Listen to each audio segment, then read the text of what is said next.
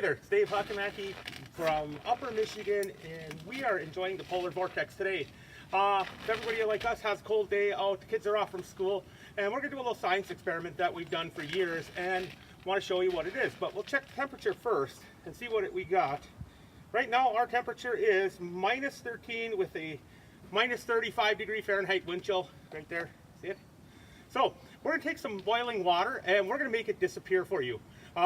We've done this before in the past, and the basics of doing it are you have to have a really cold day. The colder the better. So we usually find that minus 15 and below really works good. It does work at more moderate temperatures, if you can call that moderate. But really cold temperatures like today work fantastic.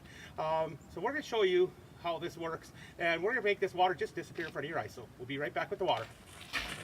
Okay, we've got our water. It's cold out. It's about 35 degree below zero wind chills, and what we've got is about half a pan of water, probably a little bit more than a cup here, and we're going to just toss it in the air and see what happens. So remember, make sure it doesn't land on you. We are dealing with boiling water, so we're going to take this water and go up and watch it disappear. Here we go.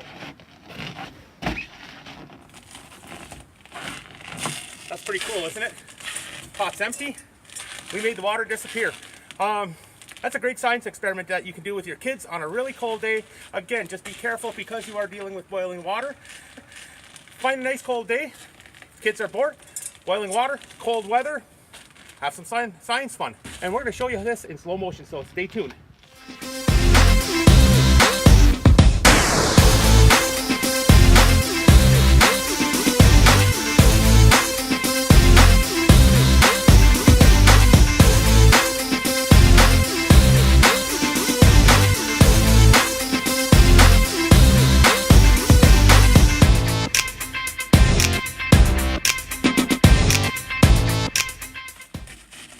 And that, my friends, is how you have fun in Michigan's Upper Peninsula on a really cold day. Again, about minus 12, 13, 14 degrees outside, minus 35 degree wind chills.